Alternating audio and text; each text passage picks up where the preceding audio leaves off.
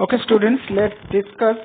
I will upload this PDF in your classroom app. आपको ये classroom app में मिल जाएंगे, तो हम डिस्कस कर लेते हैं थोड़ा कैरेक्टर्स के ऊपर. ठीक है, let's start with the character students.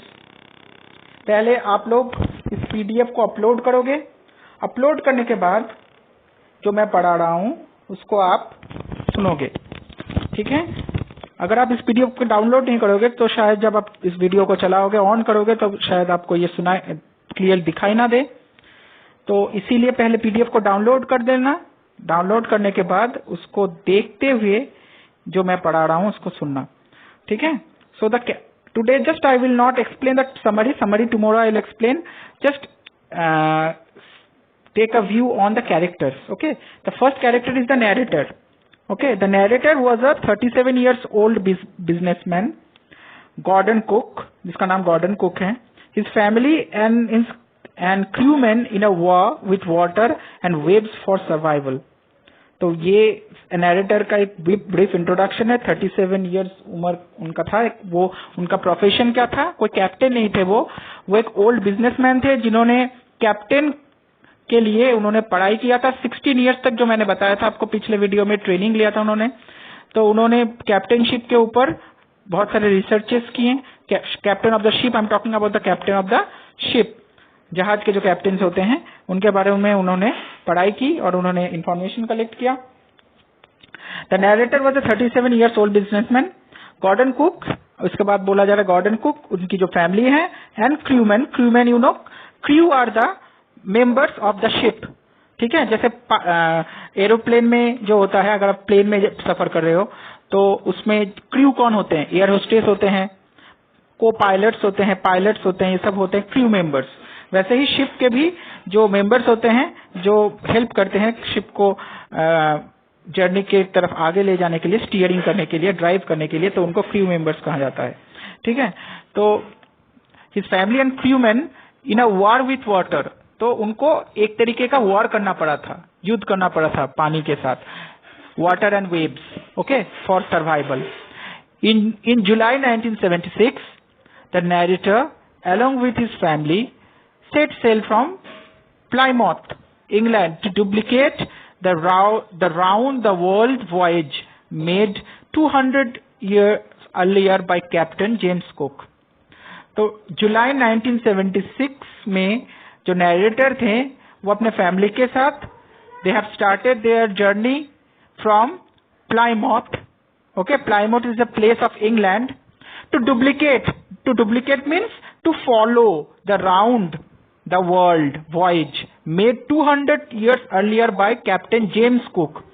तो कैप्टन जेम्स कुक नाम के एक कैप्टन थे जिन्होंने 200 साल पहले, मतलब 1976 के 200 साल पहले उन लोगों ने क्या, कैप्टन जेम्स कुक ने क्या किया था? उन्होंने वर्ल्ड ट्रेवल किया था बाय सी. उन्होंने एक वॉयज किया था और वहां वे सक्सेस हुए थे. He was the only successful person who travelled the entire world by sea. Okay, तो समुद्र के सफर में वो पहले इंसान थे, कैप्टन जेम्स कुक. तो इनसे बहुत ज्यादा मोटिवेटेड हुए थे गॉर्डन कुक जो नैरेटर थे, और उन्होंने उनसे मोटिवेटेड होकर उन्होंने ये डिसाइड किया था, जैसे गॉर्डन कुक ने किया था 200 साल, कैप्टन जेम्स कुक ने किया था 200 साल पहले, पूरा वर्ल्ड ट्रैवल किया था और सक्सेस भी हुए थे. वैसे गॉर्डन कुक जो नैरेटर है उनके मन में भी ये इच्छा हुई कि हम भी ट्रैवल करेंगे. ठीक है, और जीतेंगे. They took the voyage in their professionally built ship. तो एक शिप उन्होंने बिल्ड किया क्योंकि वो बहुत बड़े बिजनेसमैन थे, उनके पास पैसे की कोई कमी नहीं थी. तो उन्होंने एक प्रोफेशनली शिप बिल्ड किया जिसका नाम था the wave walker. The name of the ship is wave walker, जो वेव में भी चल सकता है. ठीक है, अकम्पनीड बाय एक्सपीरियंस्ड 2 सेलर्स. दोनों सेलर्स लिए थे. सेलर्स क्या होता है? जो सेल करने में मदद करते हैं उनको सेलर कहते हैं. लैरी विजिल जो अमेरिकन थे, और हर्ब सिगलर जो स्विस से बिलोंग करते थे, मतलब स्विट्जरलैंड से बिलोंग करते थे. To tackle one of the world roughest seas. उनका सबसे बड़ा चैलेंज क्या था? तो विश्व का सबसे रफेस्ट एंड टफेस्ट सीज जिसको कहा जाता है द सदर्न इंडियन ओशन, उनको पार करना। अगर वो उनको पार कर गए तो वो जरूर सक्सेस हो जाएंगे। ठीक है, सदर्न इंडियन ओशन हमेशा करंट से भरा हुआ होता है, उसमें बहुत हाई वेव्स होते हैं, तूफान जब आता है तब वहां पर सरवाइव करना टफ होता है। बहुत सारे इंसान होते हैं जो ट्रैवलिंग करने के लिए जाते हैं लेकिन वो फेल हो जाते हैं, they couldn't able to succeed due to this southern Indian Ocean. Nobody able to pass except Jordan Cook, sorry, not Jordan Cook, it's James Cook, beg your pardon students.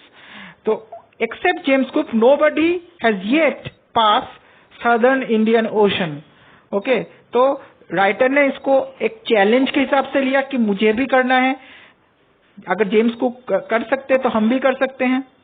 He proved as a great captain and father during the challenging and the trying times after the irreparable damage done to Wave Walker by keeping his composure and weights। तो narrator जो है, जो वो captain का अपना जो responsibility है पूरी तरीके से इस चैप्टर में उन्होंने निभाया है। सिर्फ एक ग्रेट कैप्टन नहीं बल्कि एक ग्रेट फादर भी हुए। ठीक है, और उन्होंने अपने मुश्किल टाइम में उन्होंने अपने फैमिली को बचाया। It won't be wrong to say that the all lives on the boat could be saved just because of his seafaring skills। तो उनके जो seafaring skills हैं उसके वजह से ही रेस्क्यू उन्होंने कर पाया, अपने दिमाग का इस्तेमाल करके और अपने seafaring स्किल का इस्तेमाल करके उन्होंने अपने फैमिली को बचाया, अपने आप को बचाया। ठीक है, so this is the quality of the narrator. Second is Mary. Mary is the wife, she was a very brave woman, she was wife of the narrator. She stood by her husband after the wave badly damaged the boat। the wave badly damaged the boat।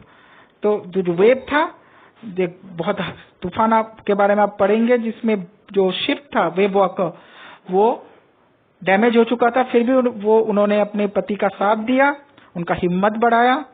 She gave loads of emotional support to the narrator। Now comes to Suzanne। Suzanne was narrator's 7 years old daughter। Okay, she was very brave। She was critically injured at the time of the huge wave struck the boat। Her eyes was terribly swollen। swollen मतलब हो जाता है फूल जाता है। जब तूफान आया था तब वो खुद इंजर्ड हुई थी, उनका जो आंख था वो फूल चुका था और उनका हेड इंजरी भी हुआ था, जो सिर था वो भी फूल चुका था, उसमें भी इंजरीज आई थी। There was a cut in her arm also। However, she did not cry। फिर भी उन्होंने रोया नहीं क्योंकि वो अपने पापा को सपोर्ट करना चाहते थे। She repeatedly told her father she was all right। The truth was she was not। हालांकि वो खुद से नहीं थी लेकिन फिर भी उस छोटी सी बच्ची ने अपने पापा को परेशान नहीं किया, डिस्टर्ब नहीं किया अपने वजह से। She had to undergo 6 minor operations to remove the blood clotting from her brain।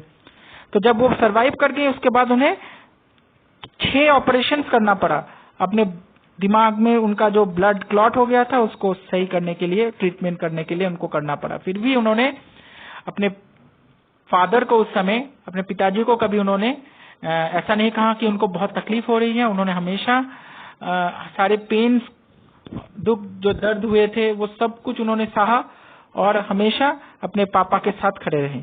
Now I am talking about the narrator's son Jonathan। Jonathan was Gordon Cook's 6-year-old son who had accompanied him on the round the world journey। After the wave walker was terribly broken by the colossal wave, he also behaved very courageously। तो Jonathan ने भी courageously इस matter को, situation को deal किया था। Actually, we are not afraid to die if we can be all together।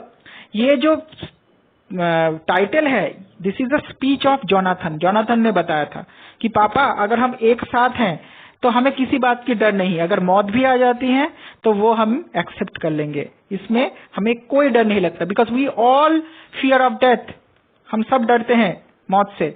लेकिन एक 6 साल का बच्चा जो वो खुद 7 साल का जो 6 साल का बच्चा है, हाँ जोनाथन, उसने अपने पापा को वो सीख दी कि पापा आप डरो मत, हमारे लिए तो बिल्कुल ही नहीं, क्योंकि हम सब एक साथ हैं, अगर जिएंगे तो एक साथ जिएंगे, तो मरेंगे तो एक साथ। तो इसमें घबराने की या इसमें परेशान होने की कोई बात नहीं है। तो उन्होंने हमेशा अपने फादर के पास स्टैंड अप किया। He stand up the expectations made by the father for him. Okay, these words, the words that told that we are not afraid to die, these words fill the author with new determination and courage. जब author को ये बात Jonathan ने बताया, we are not afraid to die, तब एक अलग सा determination और साहस मिला, ठीक है, नरेटर को। He resolved to fight till the end to save his family from being drawn in the stormy sea. Now Larry Vigil and Herb Sigler के बारे में मैंने आपको बताया, ऊपर ही लिखा हुआ है। Larry Vigil and Herb Sigler were two professional sailors whom the narrator hired at Cape Town. Cape Town से उन्हें हायर किया गया था, Cape Town जो साउथ अफ्रीका में है, to tackle one of the world's roughest seas, the Southern Indian Ocean. Southern Indian Ocean को संभालने के लिए उन्हें 2 एक्सपीरियंस क्रूमैन की आवश्यकता थी, अकेले वो नहीं संभाल पाते, इसलिए उन्होंने हायर किया लैरी विजिल और हर्ब सिगलर को। They proved to be real saviours when the ship had been flooded with the sea water. तो उन लोगों ने वो प्रूव किया, उन्होंने हमेशा एक्सपेक्टेशन पे खड़े उतरे, ठीक है। They pump like madmen to keep the water levels reasonably low. जब पानी भर जा रहा था शिप में, तो वो लोग खुद पंप किए, हैंड मेड पंप से पंप किए, क्योंकि सारे इलेक्ट्रिकल अप्लायंसेस खराब हो चुके थे। तो हैंड मेड पंप से पंप करते हुए उन्होंने वाटर को लो रखा, और उनका जो मेहनत था वो भी सराहनीय है। It should be mention, it should deserve mention. So these are the characters of the chapter students. Tomorrow I will explain you this summary. You will first today you will read the summary by yourself along with the Hindi explanation. इसमें Hindi explanation भी है, इसको आप पढ़ो। और अगर कोई दिक्कत होता है तो बेशक you can ask me, and also tomorrow I will explain you in detail. Thank you students and have a nice day ahead.